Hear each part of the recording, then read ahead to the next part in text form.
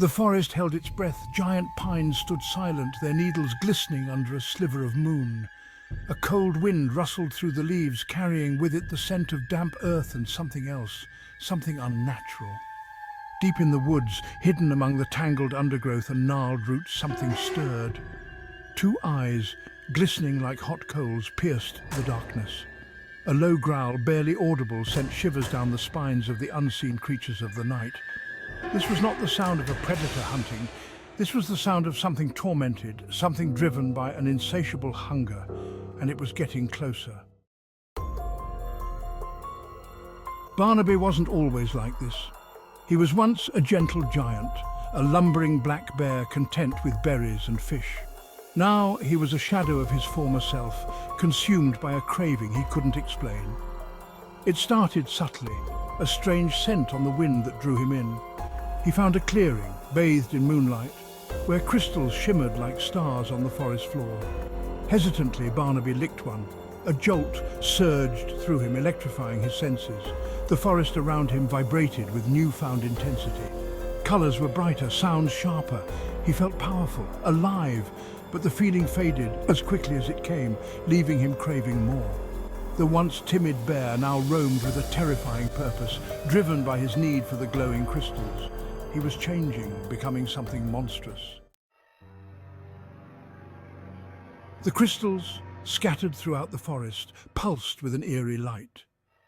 They seemed to feed off Barnaby's growing desperation, their glow intensifying as his addiction deepened.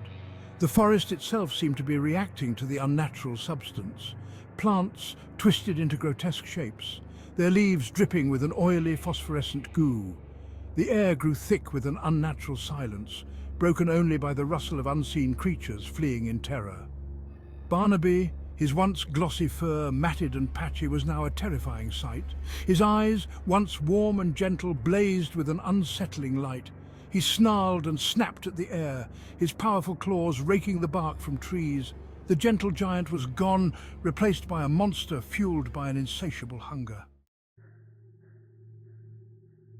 Section 4. Night of Terror. A group of teenagers camping on the outskirts of the forest huddled around their dying campfire. They had heard the rumors of a crazed bear roaming the woods, but dismissed them as local folklore. Tonight they would learn the hard way that some legends are rooted in horrifying truth. A blood-curdling roar split the night, silencing their nervous laughter. They froze, their blood turning to ice as the roar echoed through the trees. The fire sputtered, casting dancing shadows that played tricks on their terrified minds. Something was out there watching them, something driven by a hunger that knew no bounds. Section 5. Unnatural Strength. Barnaby crashed into the campsite, scattering logs and sending sparks flying. He was a whirlwind of claws and teeth, driven mad by his addiction. The teenagers scrambled, their screams swallowed by the night. He tossed aside their supplies, his bloodshot eyes searching, not for food, but for the source of his craving. One of the teenagers, a young girl named Lily, stumbled back in terror. Her backpack, adorned with a keychain that shimmered under the moonlight, caught Barnaby's eye. The keychain, a gift from her grandmother, held a small, glowing crystal, the same type of crystal that had driven him to this madness. Section 6. The forest holds its breath. Lily watched in horror as Barnaby lunged, his jaws snapping shut just inches from her face. Then, as quickly as it began, the attack was over. Barnaby lay still, his body illuminated by an eerie light emanating from the backpack beneath him. The keychain pulsed, as if draining the unnatural energy from the bear. Lily, shaking and sobbing, slowly backed away. She didn't look back as she ran through the forest, the image of the glowing bear seared into her memory. The forest once again held its breath. The silence was deeper now, heavier, as if it knew a terrible secret.